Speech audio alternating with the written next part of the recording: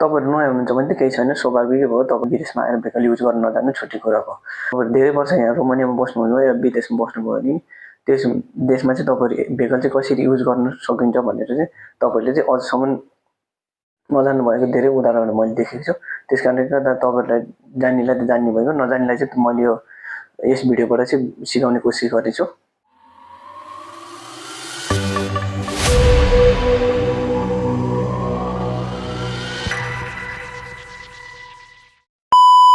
Hello everyone, welcome back to my YouTube channel.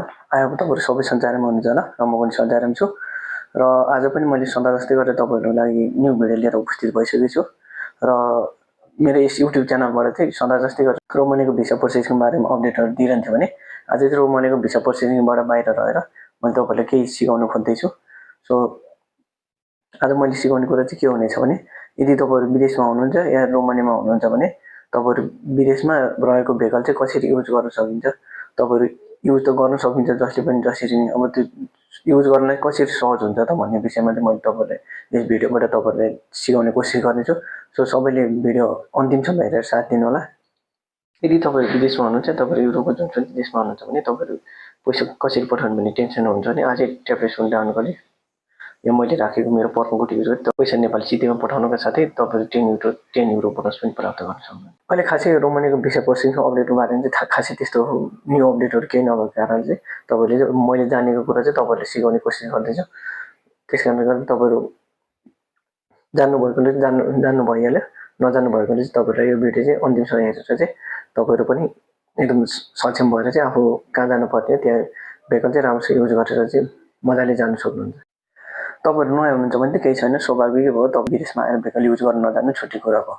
यदि तपाईहरु पुरानो हुनुहुन्छ भने तपाईहरु धेरै वर्ष यहाँ रोमानियामा बस्नुभयो या विदेशमा बस्नुभयो भने त्यस देशमा चाहिँ तपाईहरु भेकल चाहिँ कसरी युज गर्न सकिन्छ भनेर चाहिँ तपाईहरुले चाहिँ अझसम्म नजान्नु भएको धेरै उदाहरणहरू मैले देखेको छु। त्यसकारणले गर्दा तपाईहरुलाई जान्नेलाई त जान्ने भइगयो, नजान्नेलाई चाहिँ मैले यस भिडियोबाट चाहिँ सिकाउने कोसिस गर्दैछु। हामी भनेको यहाँ विदेशमा आएको भने पैसाकै लागि हो र मैले यस भिडियोमा सिकाउन खोजेको कुरो पनि तपाईहरुलाई केही हल्का भने तपाईहरुको पैसा सेभ हुन्छ। तपाईहरु प्राइभेट भेकलमा जानुभन्दा तपाईहरुको यो पब्लिक भेकलमा जाँदा चाहिँ केही सहज हुन्छ भन्ने हेतुले नै तपाईहरुलाई मैले यो भिडियोमा चाहिँ तपाईहरुको अब पब्लिक भेकलहरु चाहिँ कसरी युज गर्न सकिन्छ भन्ने जान्ने हुनुहुन्छ भने तपाईहरुले तपाईहरु साथीलाई नि सहयोग गरेर चाहिँ तपाईहरु सिकाउन सक्नुहुन्छ। मेरो यस भिडियोबाट मात्रै नभई तपाईले यदि जान्नु भएको छ भने तपाईले सिकेको कुरा चाहिँ अरूलाई सिकाउँदा चाहिँ एकदम तपाईको ज्ञान बढ्नका साथै तपाईले अन्य कुरा पनि सिक्ने मौका पाउँछ। अब चाहिँ लाग्यो यस भिडियोको टपिकतर्फ र यस भिडियोको टपिकतर्फ लाग्नुभन्दा अगाडि तपाईहरु यदि यस च्यानलमा नयाँ हुनुहुन्छ, तपाईहरु यस्तै जानकारीमूलक भिडियोहरु हेरिरहन चाहनुहुन्छ भने मेरो भिडियोलाई चाहिँ एकचोटि सब्स्क्राइब गरेर चाहिँ गइदिनु होला ताकि बाँकी आउने अपडेट चाहिँ तपाईलाई छिटै जानकारी दिनुहोस्। लागौँ यो विदेशमा रहेको भेकल चाहिँ कसरी युज गर्न सकिन्छ त भन्ने भिडियो टिप्सतर्फ। जुन अहिले तपाईले स्क्रिनमा देखिरहनु भएको छ र सुरुमा आफ्नो गुगल म्याप्समा जानुस्। अगाडि तपाई जहाँ हुनुहुन्छ त्यही बसेर चाहिँ तपाईहरु गुगल म्यापमा जानुस् र गुगल म्यापमा गएपछि तपाईहरु जानुपर्ने स्थान कहाँ छ, अब कहाँ जानुपर्ने छ, हस्पिटल, मार्केट या कुनै ठाउँ जानुपर्ने छ भने तपाईहरु आफ्नो जाने गन्तव्य डेस्टिनेसन कहाँ छ त्यहाँ सर्च गर्नुस्। र जुन अहिले तपाईहरुले देखिरहनु भएको छ यो नीलो मार्क गरेको यो लोकेसन, यो चाहिँ जुन म रहेको लोकेसन हो र तपाईलाई चाहिँ आफू भएको स्थानबाट चाहिँ कहाँ जानुपर्ने छ त्यो सर्च बारमा गएर सर्च गर्नुस्। र म चाहिँ यहाँ मार्केट जानुपर्ने भएकोले मैले कपल्यान्ड सर्च गर्दैछु र त्यस ठाउँको नाम आएपछि तपाईहरु त्यो मार्केट चाहिँ कुन चाहिँ तपाईहरुको नजिक पाइपर्ने छ त्यसमा हेरेर चाहिँ तपाईहरु क्लिक गर्नुस्। तपाईहरु जानुपर्ने डेस्टिनेसनमा क्लिक गरेपछि तपाईहरुले त्यो तपाईको स्ट्रिटबाट चाहिँ कुन रुटको गाडी लाग्छ भनेर यहाँ बगैँचा साथ देखाइरहन्छ। डिस्प्लेमा जसरी तपाईले देखिरहनु भएको छ त्यसरी तपाईहरुको देखाइरहन्छ। तपाईहरु जाने डेस्टिनेसन अलि हान्दा चाहिँ अलि राम्रोसँग हेरेर हान्नु होला। तपाईले यहाँ देखिरहनु भएको छ अब आफू जाने स्ट्रिटबाट चाहिँ कतिवटा गाडी लाग्छ भनेर यहाँ देखाइरहेको छ। यो म जाने ठाउँबाट चाहिँ E7 E3 लाग्छ भने तपाईहरुको यहाँ टाइम सहित देखाइरहन्छ 24 मिनेट पछि, 20 मिनेट पछि, 24 मिनेट पछि भनेर यहाँ देखाइरहेको छ। तपाईले यहाँ देखाए जसरी नै अब E7 अगाडि आउँछ, E3 अगाडि आउँछ, अब यो दुईटा गाडीमा कुन चाहिँ अगाडि आउँछ त्यो हेरेर चाहिँ राम्रोसँग हान्नु होला। र जुन गाडी अगाडि आउँछ त्यसमा क्लिक गरेर चाहिँ तपाईँहरूको अब बस स्टेसन कहाँ छ तपाईँ बसेको ठाउँबाट त्यहाँ बगैँचा साथ देखाइरहन्छ। अब यहाँ मेरोमा चाहिँ देखाइरहेको छ म चाहिँ 4:21 PM अहिले चाहिँ छु र मैले चाहिँ हिँडेर चाहिँ 13 मिनट जानुपर्छ बस स्टेसन जानलाई। 900 मिटरको बाटो हिँडेर जानुपर्छ र त्यहाँ बस आउने टाइम भनेको 4:33 PM भनेर देखाइरहेको छ। अर्को गाडी आउने टाइम देखाइरहेको छ अल्सो 4:58 PM भनेर पनि देखाइरहेको छ।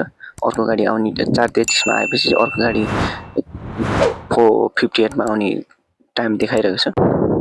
तपाईँ पुरानो हुनुहुन्छ भने चाहिँ अब जाँदाखेरि चाहिँ एकदम अब लोकेसन नहेरी जान सकिन्छ भने तपाईँहरूको अब तपाईँले पुरानो हुनुहुन्छ भने त अब तपाईँले ठाउँ यताउता चिन्नु भएको भने त अब यहाँ आइपुग्यो वहाँ आइपुग्यो भनेर ठ्याक्क थाहा हुन्छ भने नयाँ हुनुहुन्छ भने चाहिँ एकदम लोकेसन ब्याक नगरिकन तपाईँको लोकेसन हेर्दै जानु होला। तपाईँको ठाउँ अब कट्नु पनि सकिन्छ अब आउनु पनि बाँकी हुनसक्छ। त्यस कारणले गर्दा तपाईँहरू यदि नयाँ हुनुहुन्छ भने गाडीमा हिँड्दाखेरि चाहिँ एकदम लोकेसन हेरेर चाहिँ ध्यान दिएर जानु होला।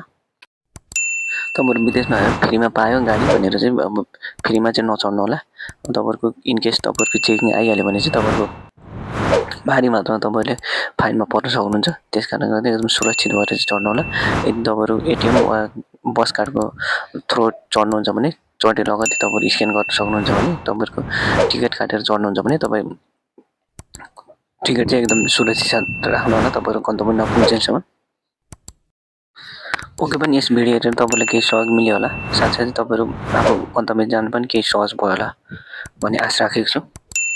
र तपाईँहरूले पनि मैले देखाए जसरी नै तपाईँहरू सहज तरिकाले चाहिँ आफ्नो विदेशमा रहेको भेकल चाहिँ सहज तरिकाले युज गर्दै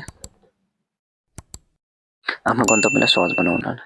आई होप तपाईँले यस भिडियो हेरेर तपाईँहरूको समस्याको समाधान भयो होला भन्ने मैले आशा राखेको छु। र अरू पनि यस्तै थप तपाईँहरूले नजानेको कुराहरू सिक्नु मन छ भने मेरो युट्युब च्यानललाई फेरि पनि एकचोटि सब्सक्राइब गरेर चाहिँ गइदिनु होला भन्दै बाँकी आउने अपडेटमा चाहिँ अर्को रोमानियाको भिसा प्रोसेसिङको अपडेटको बारेमा या कुनै अरू भिडियो पनि हुनसक्छ। त्यस कारणले गर्दा तपाईँहरू एकदम प्रतीक्षामा रहनु होला भन्दै आजको लागि यस भिडियोबाट बिदा हुँदै बाँकी आउने अपडेटमा भेट्ने बाचा गर्दै आजको लागि बिदा भएँ। हस् त, बाई।